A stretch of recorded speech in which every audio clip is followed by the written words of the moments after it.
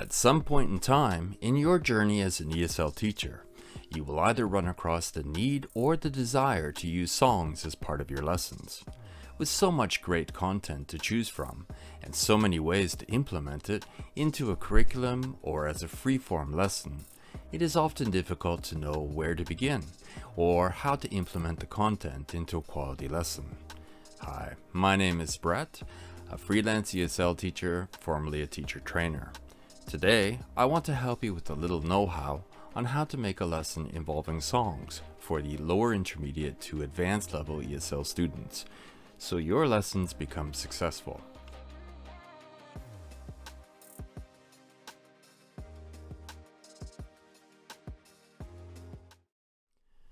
Okay, folks, let's do a quick exercise now, and at the end of this chapter, we will take it up. Which of these songs do you feel are suitable for your ESL students?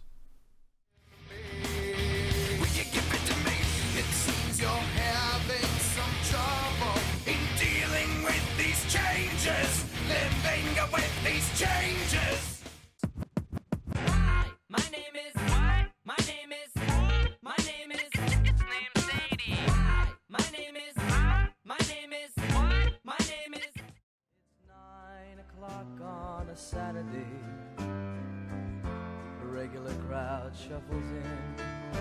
There's an old man sitting next to me, making love to his tonic and gin.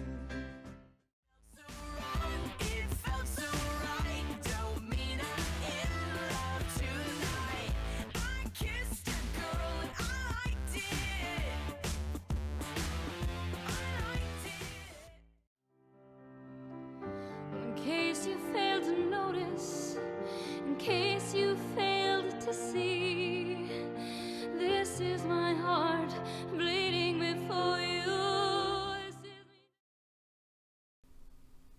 I find it best to choose music that you enjoy listening to. Sharing your interest with the students is a form of bonding that makes the experience enjoyable. However, we as educators should adhere to these three principles: discretion, consideration, and foresight. Clarity. The single clear voice wins the day for an ESL learner. The roaring of guitars, throbbing bass lines, epic drum solos, singers with raspy voices and or rapping as fast as lightning, and killer a cappella harmonies are all spectacular. But would you, as a student, be able to hear and listen to the words? The simpler the better. Hence why the Carpenters are often a favorite for an English learner, especially for karaoke. Clarity then becomes one of the foremost important hurdles of the suitability standard. Waiting for my favorite songs when they played. Meaning of the song. I am sure, like many of us, you have listened to that song a million times and could recite the main kitschy chorus even while asleep. Every breath you take, I'm looking at you. But you haven't bothered to actually internalize the main message of the song, nor have you bothered to read the song lyrics as a whole. Sometimes the song does not mean what you think it means. When a student starts to analyze this song in depth, they will learn it as is, which could be quite embarrassing. We also need to be careful not to cross that line in regards to politics, religion, sex, and other taboo topics. Suitability of the lyrics. Of course, there are songs that don't fit in the PG rating system either, but I don't need to go there, do I? We also want to avoid too much jargon, too many contractions, heavy amounts of slang, and too many idioms. Unless the lesson is geared towards learning these topics in particular, your lesson may be derailed due to the sheer number of questions the students would inevitably have. Mainstream songs are colorful, and the lyrics would often follow suit. Who is it for? Lastly, this music that you like may not be what they like or want. I remember a previous teacher using a Justin Bieber teenage love breakup song with a few elderly students. The students were politely enthusiastic for the teacher's sake during the lesson, but afterwards complained bitterly amongst themselves about it. Discretion, consideration, and foresight will go a long way in choosing the most suitable song for your lesson. Let's take up the earlier quiz. I will denote what I feel is acceptable or not based on my criteria, after the choice is offered. If you feel otherwise, at the end of this video, feel free to make a comment on it.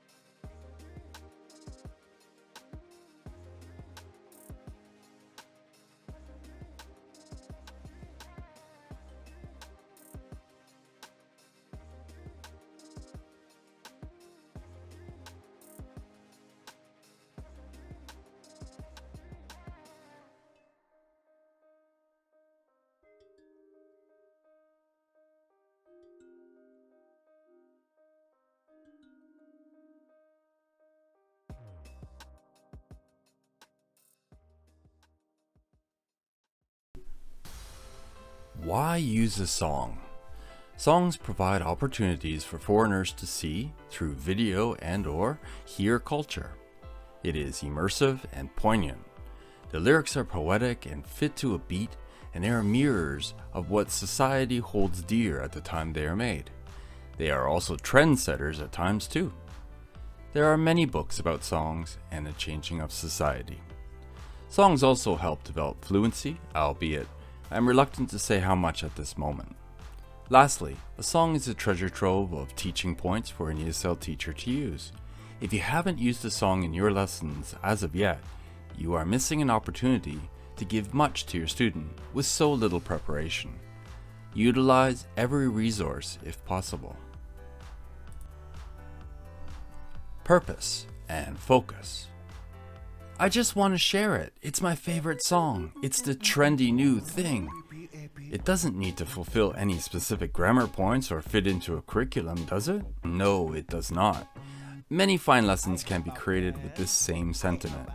However, a superb lesson can be made by using the song to tie into your current teaching point seamlessly or introducing a new teaching point, and thus making this endeavor focused and relevant.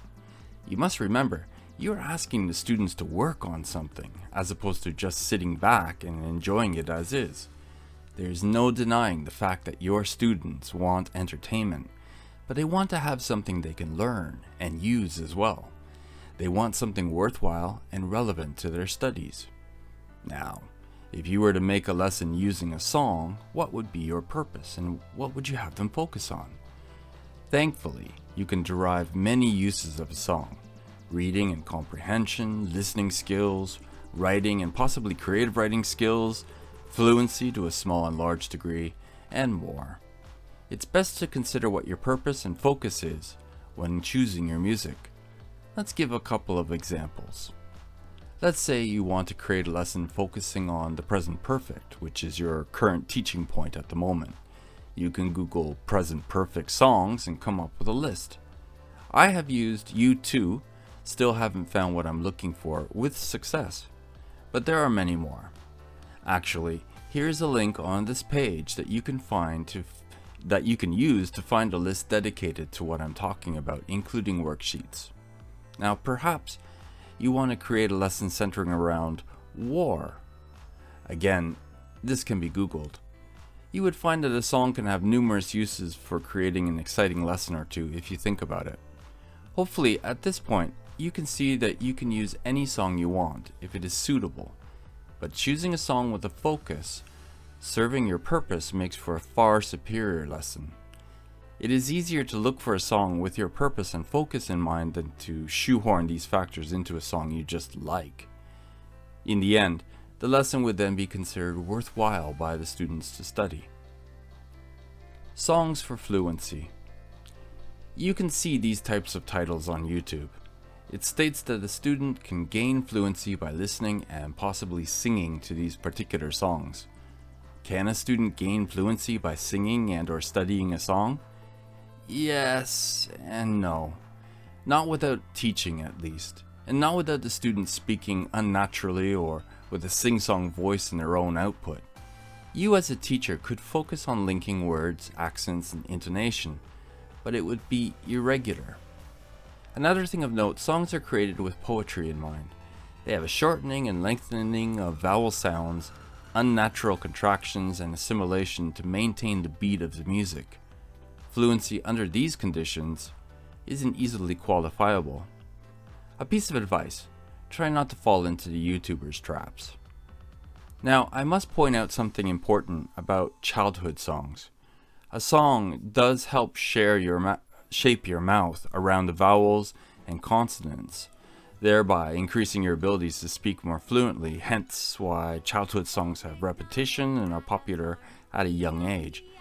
Passive or active peer monitoring for accuracy is a constant for this activity in childhood. I imagine an adult can benefit from a children's song just as well, but would probably not appreciate singing Old MacDonald so much now.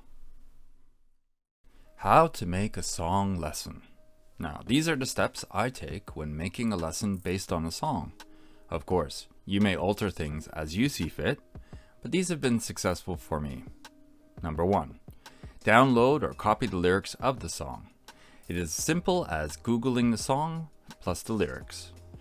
Read them. Use Wikipedia if there is a deeper meaning, and internalize them so that you know what they're all about and that there are no surprises. Number 2. Think of options. Use your focused thoughts on what you can do with the lyrics. Songs are based on stanzas, which also have chorus lines and a possible lyrical bridge. Stanzas are a set of lines like paragraphs of rhyming and metered units that sound similar. A bridge is a unit similar to a stanza but has a different meter and a different rhyming scheme. Generally, the lyrics are written with breaks between the stanzas. For example, the first stanza of "I Still Haven't Found What I'm Looking For" by U2 is Number 3. Make a decision. At this point, you must decide what to do with the stanzas. There are many options. I'll point out that the ESLSongs.com website, once again, for the sheer amount of options available for you to peruse at leisure. In any case, I often like to separate the stanzas and mix them up physically for the students to put in order, if it is a story-based song. I also like to have them do picture association to the stanzas as well. Physical materials aid in the task-based learning projects, in my opinion. Missing information is also a key ingredient when using listening activities, so that is almost always a given. Number 4. You can get as detailed as you want. This is my task-based learning full lesson on The Sparrow by Simon & Garfunkel. I don't feel this kind of write-up is necessary, but knowing what a detailed lesson plan is helps. 5. Preparing the students for what is to come is a basic skill. Some teachers like to have the students listen to the song first and ask the students afterwards what the song might be about, or what the mood of the song might be, or some other general non-specific question without giving the student the title, theme, or artist name. Some teachers like to give cursory information about the song, but keep the details secret. There is no specific way of introducing a song, but keeping it as simple as possible is best for the first time listening. As with regular listening activities, asking the students to do tasks before they listen to it deprives them of any sense of mood or emotions invoked by the song. 6. When you listen to a song for the first time, do you critically listen to the words, or do you just hear it? More than likely you just hear it, and it evokes emotions and impressions. We can't ask more from an ESL student on a first listening. Do you play the song in its entirety, or just a focus point? Well, this is your decision. Generally, people like to have a feeling of completion. Therefore, I often play the whole song in its entirety the first time. Minus 10 to 20 second fade out for a typical song, just to give them that sense of satisfaction. Number 7. This is when the student will be listening and following your directions. It is at this point in time where your purpose and focus will align, and you will be targeting what they need to hear. Provide your lesson sheets. Instruct your students what to do. 8. Playing the focus part of the song once again will hopefully provide your students with enough information to achieve your goal. If not, once more. Things of note. Avoid redundancy. Now, one common mistake teachers make in creating a lesson based on a song is that they assume that the whole song must be used. If you were to have the students listen to a 4-minute song in its entirety 2 or 3 times, it certainly eats up time. Do you want your students to listen to the same guitar solo again and again? You want to avoid redundancy if at all possible and just focus on what is necessary. Sometimes you can just focus on one stanza or just the chorus and leave the rest as a handout at the end of the lesson. Well, folks, I hope that this video helps a little. If you have any songs that you have taught and you want to share, feel free to write them below. Also, if you are unsure of a song and you would like me to analyze it for you and give you some tips about it, again, write below. I'm always curious what people do. Signing off.